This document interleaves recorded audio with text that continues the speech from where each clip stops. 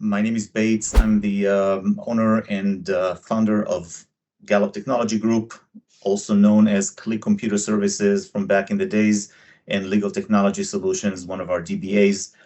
I am super excited about this presentation because there is a lot of people that I talk to over the last few years that keep bringing up SharePoint or document management solution more specifically for their company. Many of our clients are law firms, but many are not. So I'm not going to go with any specific information related to any specific industry, but I want to make sure that you understand the goal behind this presentation. You joined because the question that we ask is, should you use SharePoint as a document management system for your company? And the answer is really depends. The solution that you choose really depends on what you're trying to achieve and what functionality you require that you might not get with one solution versus the other. However, keep in mind something very important. Every business is unique. We all have the same needs at the end of the day to secure the data, use it flawlessly as much as possible, and not struggle through every time we need to do anything. We have to run through 7,000 security pop-ups, etc. We all have the same basic needs. The question is, which technology is the most suitable for us? And for us, all of us as small business owners, the cost is a major factor, of course, when we choose a solution, when we choose a provider. As some of you know, if you're our client, you know that we're definitely not a cheap IT company, and you get a lot for the buck, and you can save money somewhere else, definitely. And the question is, do you want to explore solutions that you know are not giving you the same outcome, but will save you money? That's a business decision everybody has to make. And with SharePoint or document management solution in general, there is going to be the same question. Should you go with something cheaper, or should you just email the documents to each other until the end of time? Or should you step up and use something that might not even cost you anything more, but will cost you a little bit potentially to set it up correctly? So long story short, I want to make sure that everybody here understands that I'm not trying to push SharePoint as a solution for anybody. I will definitely promote that as an option if I know that it makes sense for a specific business. But the goal is not to convince you to do anything. The goal is to show you what SharePoint can do for you and what is it that you should consider when you choose your next document management solution. So let's go through a few things over here. The purpose and who this presentation is for people that are considering to move their files to SharePoint. If you have a server in-house that's currently holding all of your files, or if it's on Dropbox or Box or NetDocs or any of those solutions, should you move your documents to SharePoint? Or if you're already on SharePoint, are you looking to do more with SharePoint? Because SharePoint is not a document management system of its own. It is such a robust software and ecosystem, basically. And there's a lot that can be done, and we'll talk about a lot of this. I'll show you a lot of it later today or the next hour. And what is the best way to structure your data and files? We're going to talk about that as well.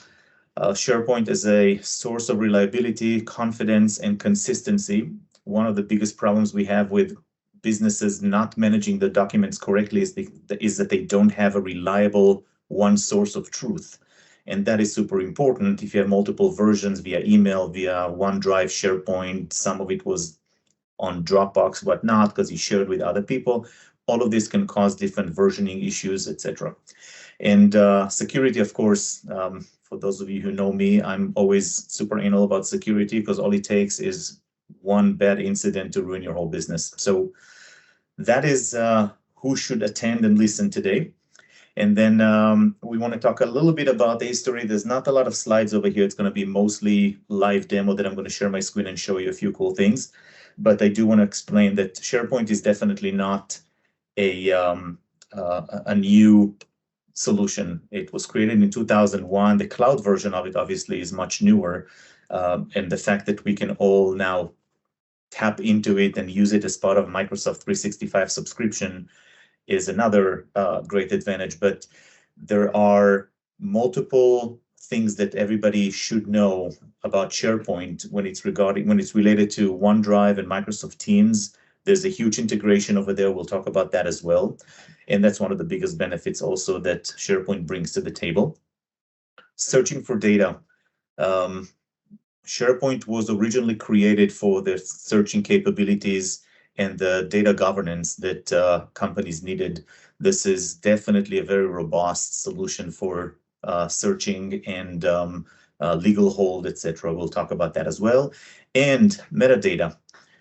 We'll talk about metadata, but you should probably know that metadata is really the future of document searching. We all produce so many documents, and it's searching for those documents or organizing and viewing them in one way or another is what's very important for us to be able to do. And SharePoint has all of that. Now, document lifecycle is the next topic that I want to make sure that you understand. We're not going to dig in too much, but it's true for any DMS, document management system out there. You need to be able to manage your documents in a mature way. And a lot of people just organize things in folders and subfolders, and that's it. But you want to think of it in a more robust way, because if you lay down the foundations correctly from the beginning, if you redo your system right now, you want to make sure you do it correctly. The life cycle usually is a creation of a template and then creating documents from those templates, collaborate, review/approve documents, manage and share the documents or the data on it, and then the retention and disposition of the data. One of those issues that we see is that we have many clients that have so many old customer information folders, documents, videos, etc., on their cloud environment or on their local server. Clients that I have in service for 5, 7, 10 years already, and they don't want to get rid of anything just in case. If you're a data holder, that's fine, but you do want to have a system in place to either automatically or manually disposition and archive some of that data for security reasons. If you get breached and your SharePoint account is hacked, for example, do you really want to have all the clients from 5, 10 years ago, all of their data leaked for some reason, all of their bank statements or credit card numbers that were saved over there? Should be no reason why non-active customers will be residing with their data on your cloud or on the same live environment that everybody else is residing on. Now, there is beautiful images wasting time over here. And we were talking about changes because a lot of people will have to go through some kind of a change in order to implement a new DMS, especially if it's SharePoint and you're coming from a different environment. Searching for documents is always going to be a search box. There's always going to be a way for you to search, like very obviously, but implementing a good change requires you to know how to prepare for it. And those are some pieces of advice over here that I'm not going to go over too much, but you want to make sure that you are dealing with power users. This is probably the key for any implementation of DMS that I've seen go south or north. If you have the buy-in from those power users, those technology hungry, or usually it's the younger crowd in the company that is susceptible for change a little bit more than the older people, or people that are used to change or used to the technology and the new look, that they're the power users, the people that use the software the most and are excited about getting rid of the issues that you currently deal with and expecting better from the new solution. Make sure you work with them initially and you have their buy-in and get their feedback throughout the way, and not just get the advice and get them excited and then leave them alone and not listen to them. That's the key intake over here. So document management with SharePoint has a lot of fronts to it. SharePoint can do a lot than just saving your documents and allowing you to search. There's a lot of features. We're going to be able to talk about it for about 10 hours easily and still not scrape the surface of what SharePoint can do. So we have now 50 minutes left, 45 minutes left. I'm going to try to squeeze as much as possible, but I do want to adjust the level of the demo that I'm going to show you to what small businesses will actually have to deal with. And in order for us to actually understand how document management solution should be built, we have to look at it from a 30,000 foot point of view, I guess, first. The way that every professional will advise that you deal with document management these days is by looking at the list of your users and then put all those users in groups. You might have groups that have only one person in it, which is fine. But what's going to happen is later on the right side, you see the folders.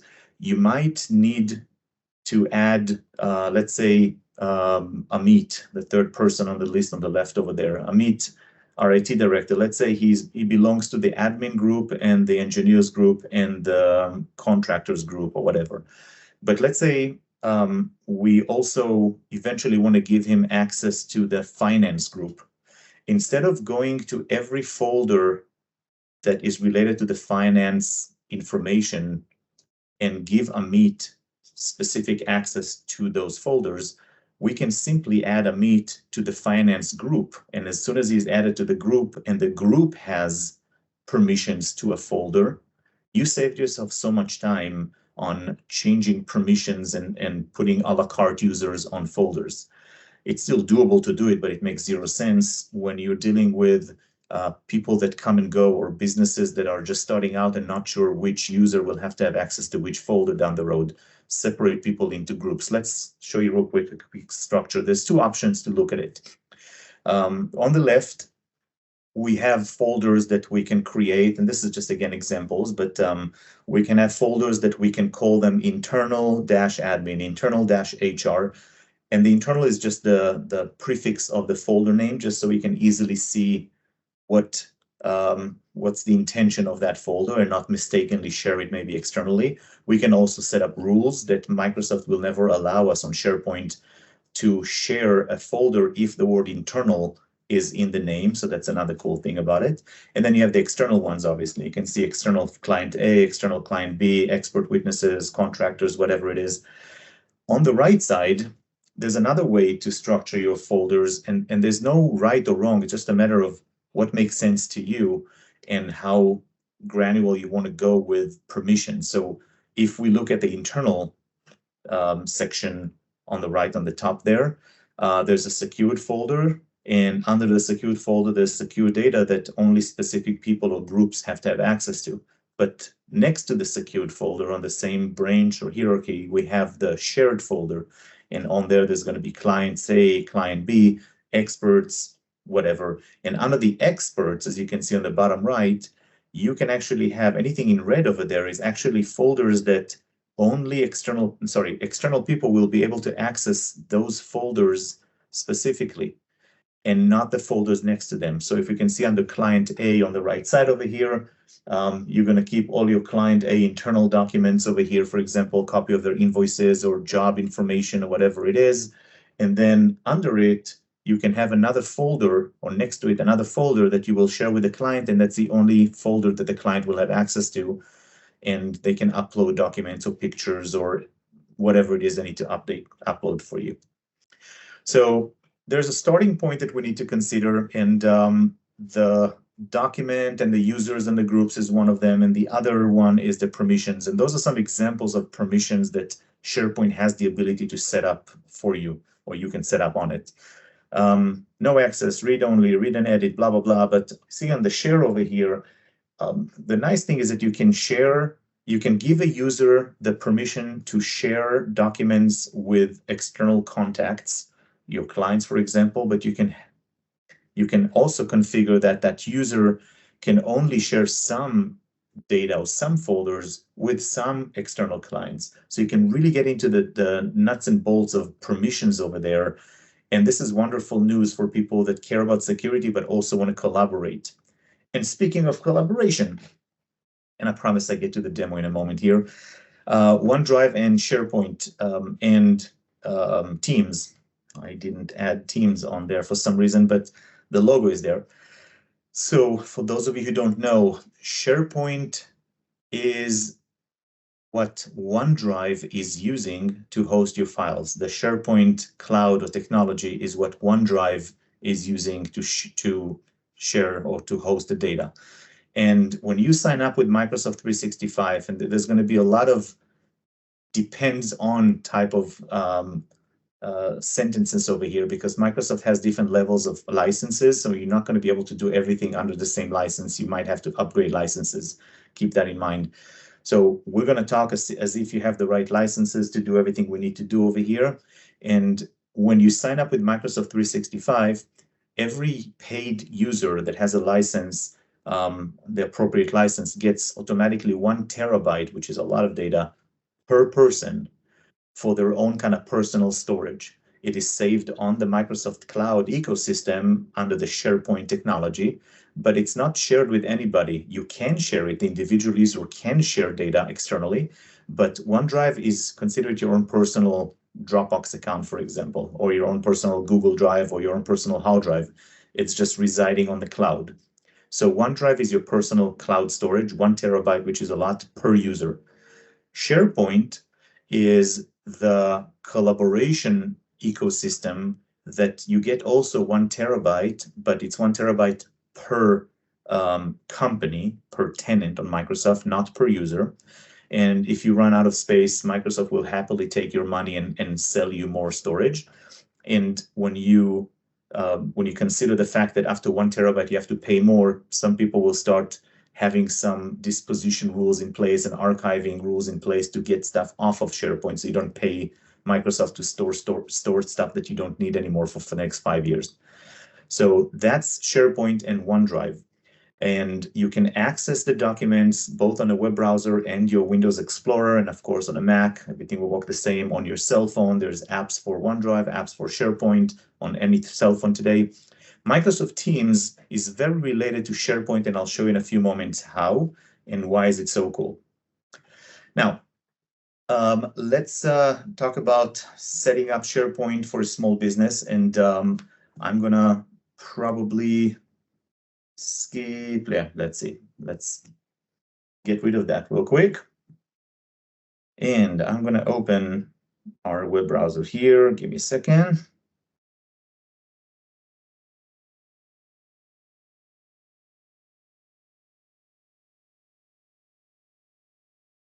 I have a lot of profiles here in the web browser, so I'm going to open the correct one. Okay, so I am logged in right now on Microsoft Edge. One of the things you should definitely try to take advantage of is when on Microsoft Edge, when you open it, you can go up here and actually log in to a specific business account. If you have one, that's great. If you have more, like I do, you can set it up and then switch between them. So right now I'm logged into my demo account, which is the dev Beits, etc. And once you're logged in, you will have Microsoft Edge, which is my favorite browser over here, automatically log you into almost anything that you need to log in on Microsoft 365. So here is a simple sign in. And please keep in mind, guys, this is a demo account. Not everything is set up the way that exactly I would like to see it, and definitely not how we usually have it with our own accounts here. But I can see here that I open our office.com. This is a starting page, and we're going to jump into a couple of things. We're going to go to the admin, first of all, because I want to show you some of the important parts that you need to know about SharePoint backend. Why is SharePoint potentially a good document management system for you? Because of the security and all the other features. But I'm going to show you real quick. We're going to go to SharePoint down here. And this is the admin portal of your Microsoft 365 account. If you're a business and you don't have access to it, you should make sure you do, because if your IT company decides to play games with you, you should still have a backdoor kind of break the glass type of access to this portal. It should be yours. And here I can see under the SharePoint admin page, I can see all the demo sites that we have over here. So next, I'm going to bring up Microsoft Teams over here. Remember, it's connected somehow. And what I'm going to do is I'm going to go to Teams over here, and I'm going to create a new team. And we're going to call that team, how do you want to call it? Let's call it HR. HR. Good enough. I'm not going to set it up as private because I want to play with some sharing soon. I'm going to create a team over here. And I'm not going to talk about Microsoft Teams with channels and stuff. This is a whole different discussion, but we're going to be doing another webinar, of course, about this. So let's not worry about that. I'm going to add maybe a couple of people over here, and let's see, so demo people here, and those are going to be the members of this HR team. Let's add them. Done. Why am I showing you that? You'll be surprised in a second to see how related that is to SharePoint. Now that we have the team open, I'm going to add a channel. Channels are kind of like sub-discussions or divisions within the team, etc. When you call it onboarding. So let's say you have a business that has a channel discussion for onboarding only, and then we're gonna again create that, and I want to show you why that is so cool. So now that we created the team and the channels, I'm going to move away Teams over here, and let's refresh here the page. F5. And here is the HR. We're on SharePoint, guys. SharePoint admin, HR. This is the site name, also known as the team name.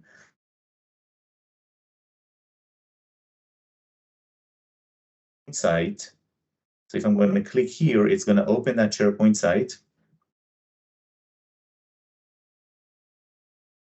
And this is considered as an internal website that you can do a lot on. And we're not going to run into so many scenarios right now of how to do it, but I do want to show you what the templates look like. So the first time you open it, we're going to browse the templates.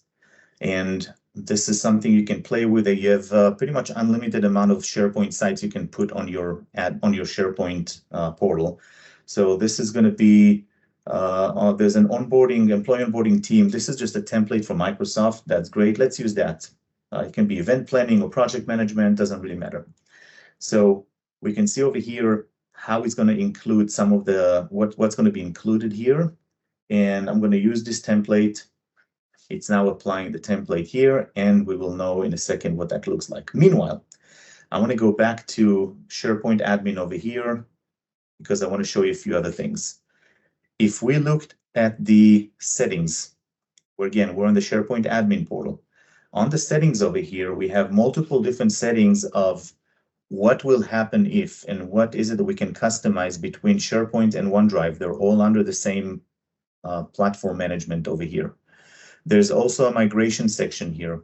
If you have file shares like server in your office that you want to update or upload information from, you can upload from Box, Google Workplace, Dropbox, Ignite, etc. There's obviously other ways to do it with third-party applications if you have other solutions like I don't know, anything else. And those are the migration sections. There is other features over here that if you are playing with the admin side of it, play with that and take a look at it, read a little bit about it. It's really cool. But I do want to show you on the policies how granular we can get over here. So we can say that generally speaking, every SharePoint site and OneDrive folder that we're going to create will have the ability for everyone to share anything they want with everyone. That's the top permissions. And then you can see over here a lot of limitations. For example, allow only users in specific security groups to share externally. If we choose that, now we can start saying, okay, which group do we want to allow to share externally? Maybe only the admins, maybe only the owners, the managers, the lawyers, whatever it is. So we can get to a lot of extra features over here. Some defaults, expiration, permissions, and every link that you share will expire automatically within X amount of days. The default will be that any files can be only viewed or viewed and edited. You can change that on a per user basis later, but these are the defaults, the templates for every share that's going to happen from that point on. And on the access control, also we have quite a few option over here, and we're not going to run into, and we're not going to touch too many of those. But one more thing here. No, let's go back to R. Okay, so here is the website that the template created for us. And we can now go here to customize some things, upload documents, etc. But what I want to show you next is now that you have a SharePoint site, we're going to see, sorry.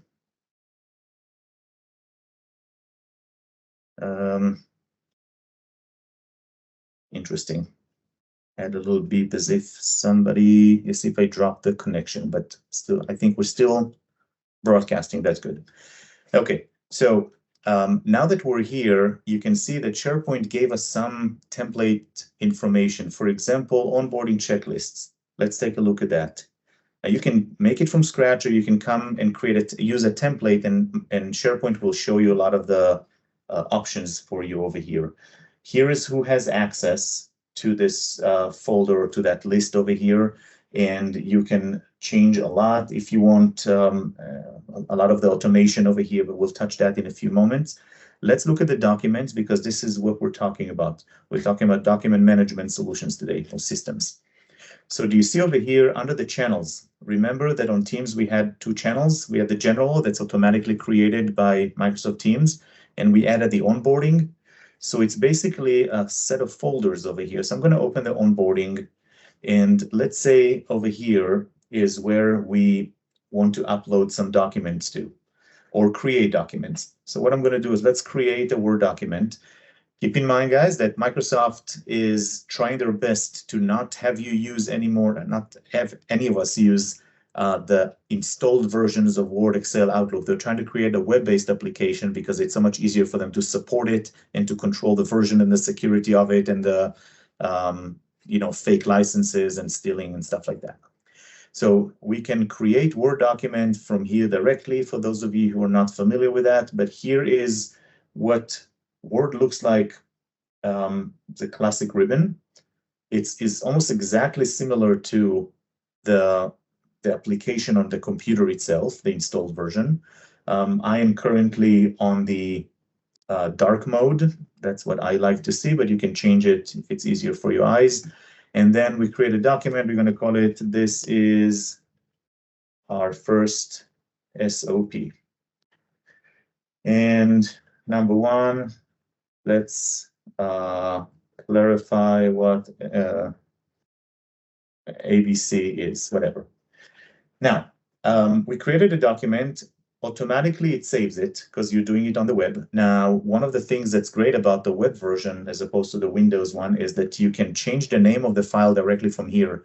On the desktop version, you'll have to close the file, then rename it, because you cannot rename a file that's open. It's going to tell you it's being used. But on the web version, it's a lot easier. So that's going to be, let's call it first SOP. And it shows you what the location is, and then we're gonna simply close it. I can just close the web page, and here's the document already. Now, I want to share this with Lonita. Lonita is my amazing assistant, and what I can do is, if Lonita is already on this list of who has access over here, which is not, I haven't added her to this folder. I'm going to be able to, if she was there, I can just copy a link and send her this link. If she already has access to it, that's great. If not, I can click on settings, and I can now change some of the permissions over here. This is a secured site. Some of the settings we chose does not allow us to share with everyone. So I'm going to make sure that I'm going to share it with people I choose, in this case, Lonita, demo user, and what permissions I want to give her. She can edit. Apply. Now we have a new link. And if I'm going to go to Microsoft Teams over here, nope.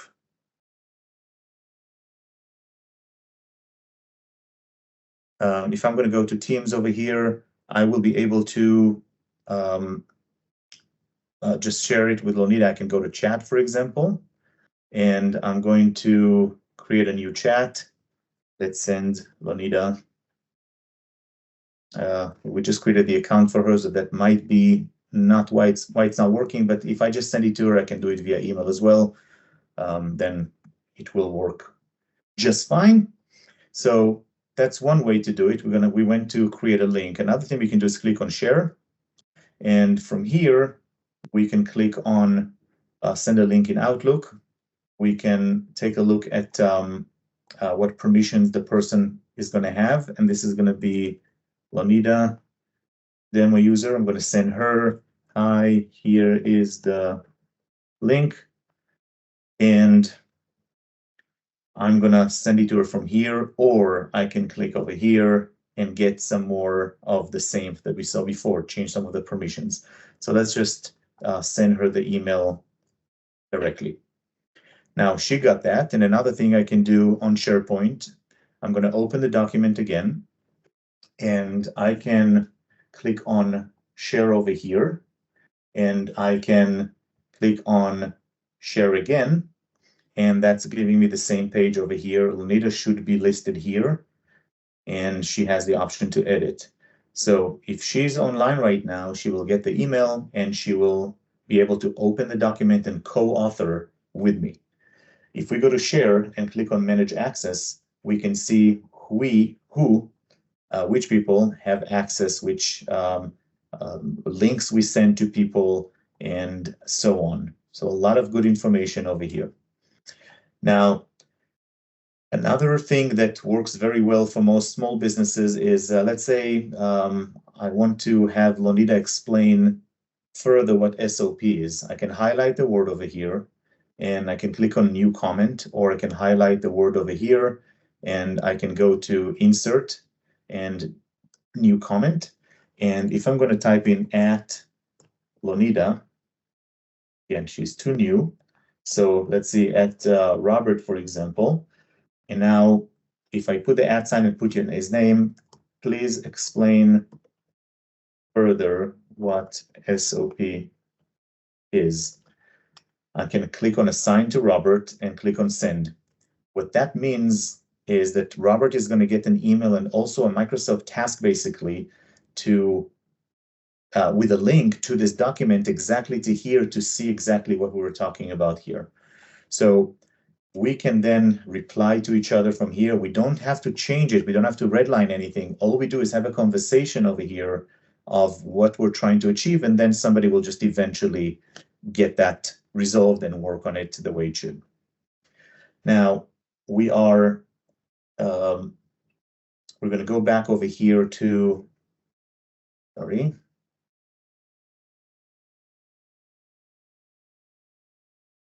Let's leave that.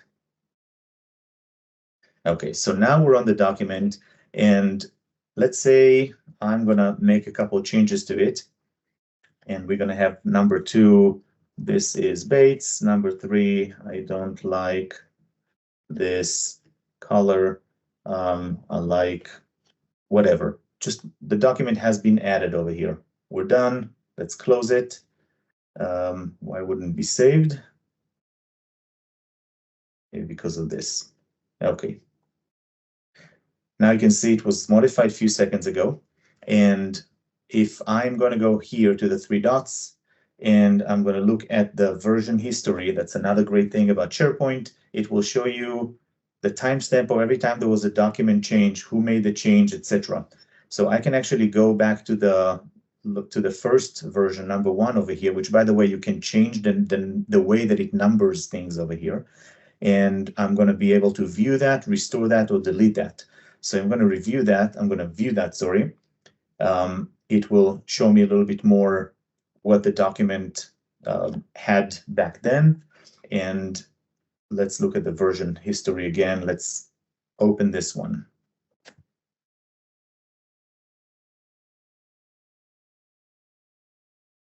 Okay, it's opening it on the desktop version. Looks like, I'm not really sure why, because it's going to be doing a comparison, which probably is not available on the web yet. Yeah. Okay. So this is the first version that had nothing on it, looks like. This is a read-only version, and we're not going to be doing anything from here. However, we can then go and actually compare versions from here. So it's going to open side-by-side comparison of what changed between them. So that's one more thing on SharePoint. Now, one of the things that most people hate is to work on the web. Let me show you something pretty cool. I can, if you have the OneDrive application installed on your computer, and most people do because it's installed by default on Microsoft on Windows 11 and 10, what's going to happen is I can sync this folder. So let's go back to Documents, and where was that? No.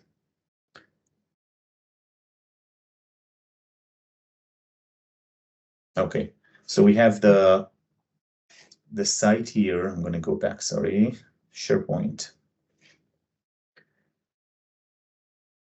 It's a little tricky when it's not live sites and stuff that you're already set and configured. So things look a little bit not as the way we want them to. So I'm going to go back to the SharePoint site itself. And under here, we're going to go to Documents.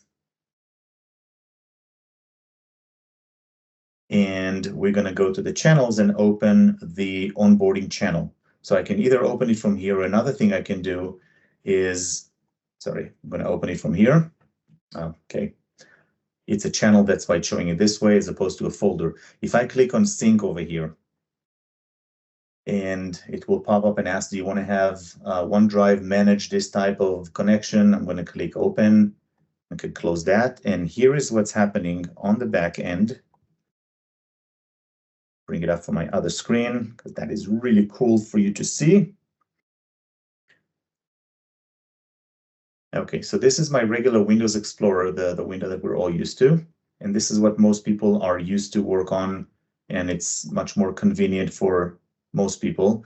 So down here, you see the MSFT, that's the name of our test SharePoint account. Sorry, Microsoft tenant account. Do you see the HR onboarding documents? So by clicking the sync up there, now I can see all those documents under here on the Windows Explorer on my own computer, where my documents are in desktop and everything else. Same thing is if I go over here and I create a new folder, and this is going to be phase 2, and in there I can copy a document if I want, and I can drag whatever I want to this document, to the folder. And now here is the web version, phase 2 is there already, and so on. So what controls all of this access here is on the Teams, the onboarding. This is where we are right now with the documents. If I go to Files up here, obviously it's going to take time because you guys are watching, but here are the first 2 documents, we all folder and document we created. It's all synchronizing. It's all one big ecosystem.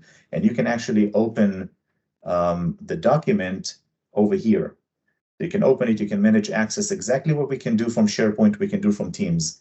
And a lot of people like that because Teams is easier to use and you can access it just like with SharePoint, I guess, from anywhere with your mobile device, etc. If I click on the document and I want to open it from here, it will open it as well. So the synchronization, here it is, it opened on the web. You can open it on Teams itself as well if you want. Now, this is the nuts and bolts of very basic stuff. I want to take you to the next level now. What we have next is the columns over here, and this is where metadata comes. Metadata is data that is attached to the document on the back end. It's not data that is inserted as text into the document. For example, when the document was modified and by whom, this is called metadata. Now I can add a column over here, and let me show you a couple of cool things. I can add a column over here, and it's going to be a number, for example, or let's say yes and no. That sounds more fun. Here are all the other options.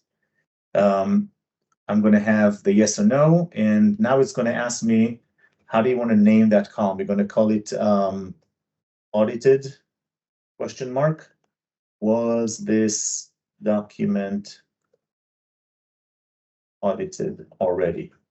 And the type is going to be yes or no. And the default value will be no, because we want to change it later to yes. More options.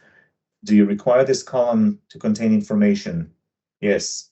Add to all content type? No, let's just add it to some, or yes, let's add it to everything. Yes, okay. Now, here is the new audited.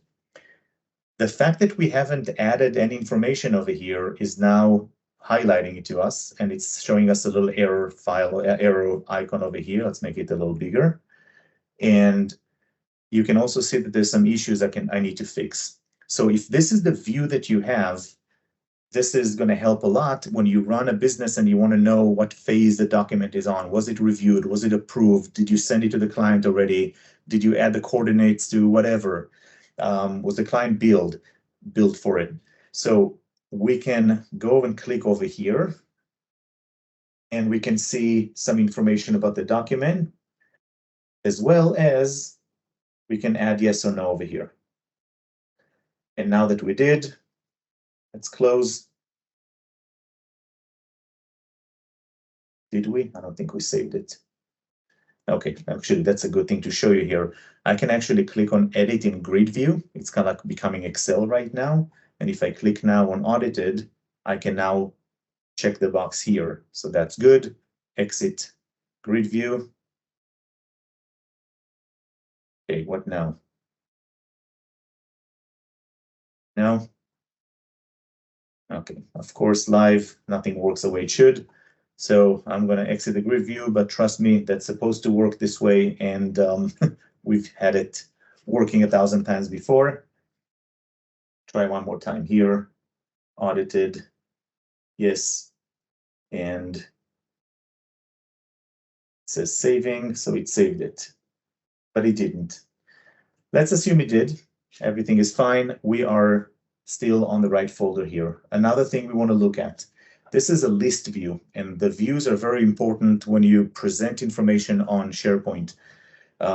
You can save, create views, save views, etc. But let's create a new view over here.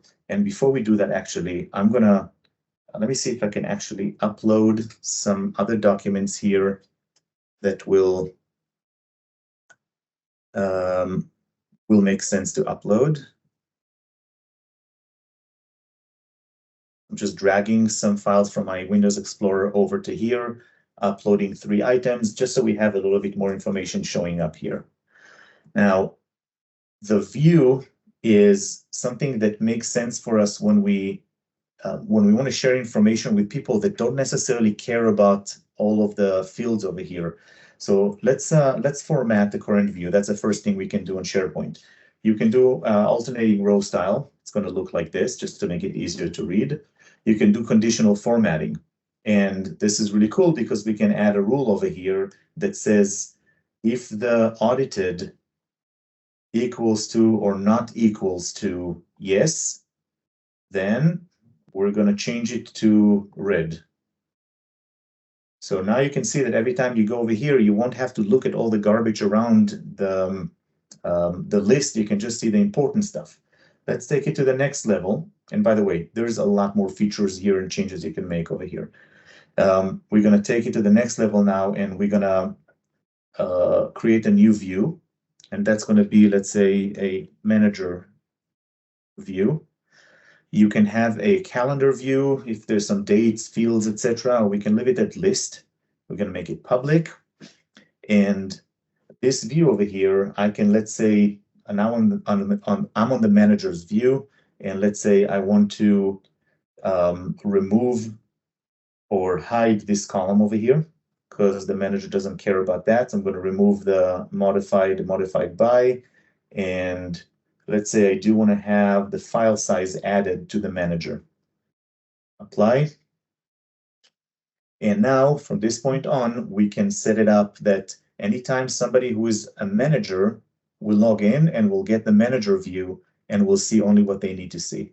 So viewing is very important because you want to work on documents. I know with law firms, you have a lot of variables and data that is related to the documents, but also for any company that has service people and contracts or billing, you want to know what the document has to offer you before you have to open it every time. Let's go back to our demo over here, the other side. So I created one before called Alpha Team. This is another SharePoint site. And on here, remember we had the onboarding checklist, same as before. It automatically created some information for you where you can promote it. If it's an onboarding site for new employees, you can have all your SOPs over here, or onboarding HR stuff, whatever you want to have over here. And the document section, I have, again, the channels like we did before, the alpha admin, etc. Everything is the same. And here what I want to do is actually play with a little bit the settings of it. So if I go up here and click on library settings, we can see the name of it on the description, or click on more library settings. And over here, we have a lot more that we can play with. So for example, validation settings, you can set it up that if a document hasn't been touched for more than X amount of days or hours or weeks, somebody will get an alert. Let's look at the versioning settings, for example. Another cool thing, remember how we said we can control version 1, 2, 3, 4? We can create major and minor. This is how many versions you can save for each document, or more or less than that. There's, again, quite a few different settings on SharePoint, and I'm not trying to overwhelm you. I'm just trying for you to understand that there is a lot that can be done if you just think of SharePoint as if it's just another network drive on your server. It's not. RSS settings is another cool thing. I'm not sure if you guys are familiar with RSS settings, but you can have, you can create a link for a folder. No, you can create a link and then basically have the content of it show up on Outlook. Well, I'm not going to have time to show you now, but basically Outlook has its own section of RSS. You have inbox, sent items, whatever. There's also another section called RSS, and you can have Outlook show you the most recent change documents there, etc. Let's go back to our settings here, and we have workflow settings that I want to touch real quick. I'm not going to do it from here though. Now, automation. I am a huge believer that if you can do something just once and let the technology take over from that point, you should definitely consider doing that. I want to show you real quick something really cool. Let's say we created a test file and we want to automate some stuff on here. I'm going to click on the three dots and I'm going to go to automate, and I'm going to create a rule. And this is a whole different section of SharePoint that does not exist on almost any other system out there that small businesses can actually afford or get it for free like you do with SharePoint. Again, this requires some specific licenses that you already might have, but maybe not. So let's do this. The condition is a new file is added. So when a new file is added, send an email to me or the person that created it or modified it, etc. Let's say me, create, that's it. Now I have notification when a file is created, blah, blah, blah. Let's create a new rule. When data in a column is changed. So when data in the, let's say if approval needed, change to yes, then send an email to me. I'm the person logged in right now. Simple enough, right? Nothing crazy. However, this can be so much more, granular and interesting. If we're going to go to the automate over here, go to the rules, again, same idea, and we're going to manage rules over here. I'm lying. We probably want to do that from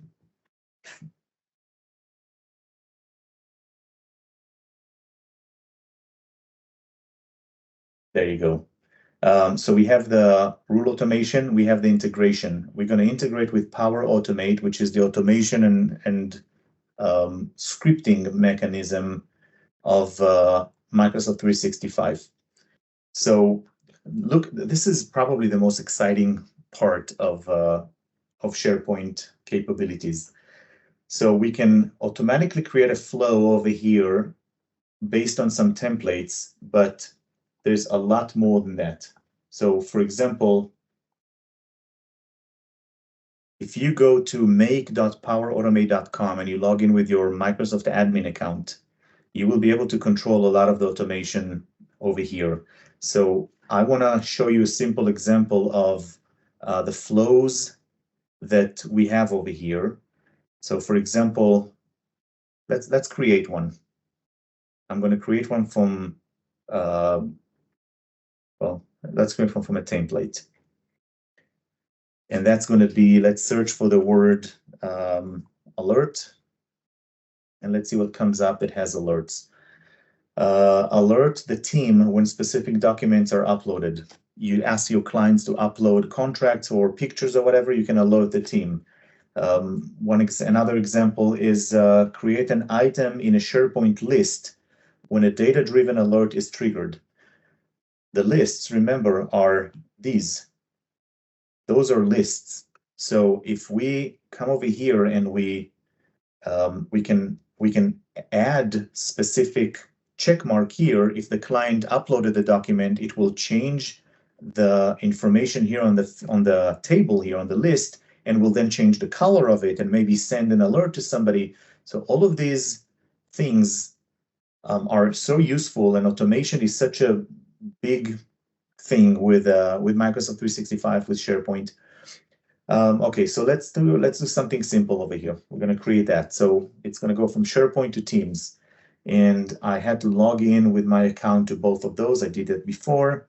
And now it's going to ask you in a very easy way, when a file is created, let's click here and see what is the site we're talking about. So we're going to talk about, let's say, the HR site we just created.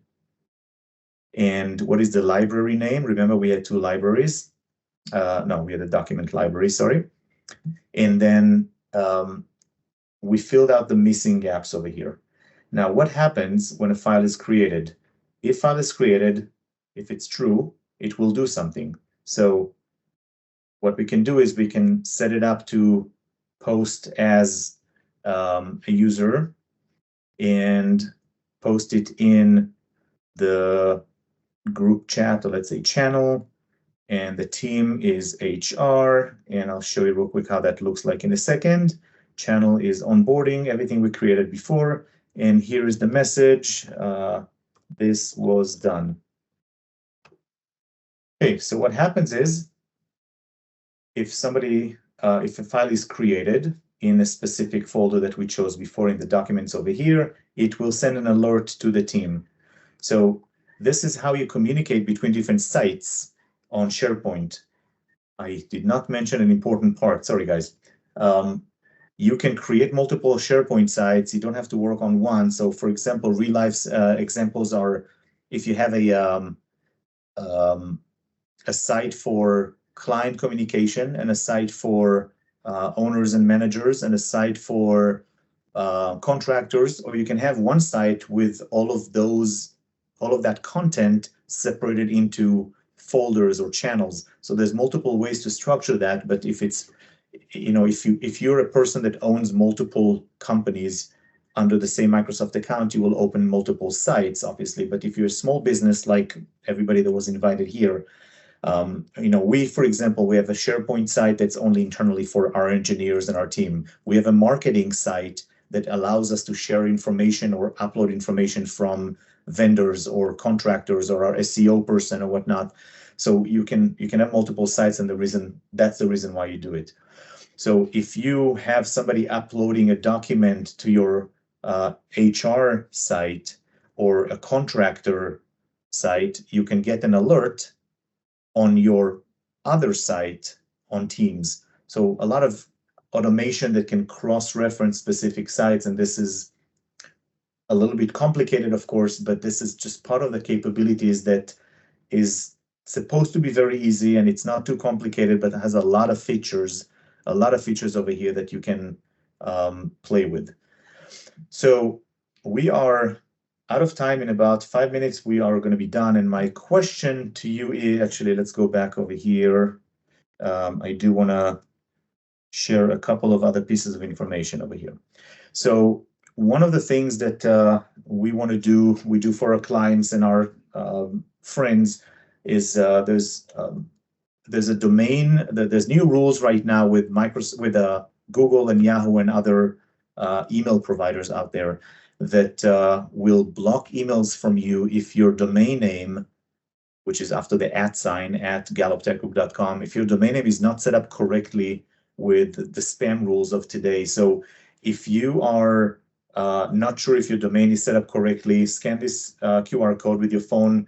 It will take you, or go to this page, fill in information there. We will do a free audit for you. This is a link to a hacking demo video that I did that I think will be a wonderful thing for you to see how important that is to secure your emails and your Microsoft 365 and SharePoint, etc. This is a very short and to the point video, and kind of an eye opener. And then if you have any questions, you can get to my direct pager, galluptechgroup.com/Beits, and or scan this QR code. And this is where we have to stop, although we can talk about it for about 700 more hours. There's a million videos online about SharePoint and basics, etc. But we're happy to help. If you guys want more specific information related to your company, just reach out to me. Does anybody have any questions that they want to ask openly? Great. If not, reach out to me, and I'll give it another 20 seconds to see if anybody's asking anything. You can use the Q&A on the top or the chat, and if you do, great. If you don't, another half a minute, and I'm going to go get my third cup of coffee for the last 2 hours and leave you alone. Questions, anyone? No? Beautiful. So thank you very much. Appreciate the attendance, and hopefully you learned something, and happy to help if you have any questions. Goodbye, everyone.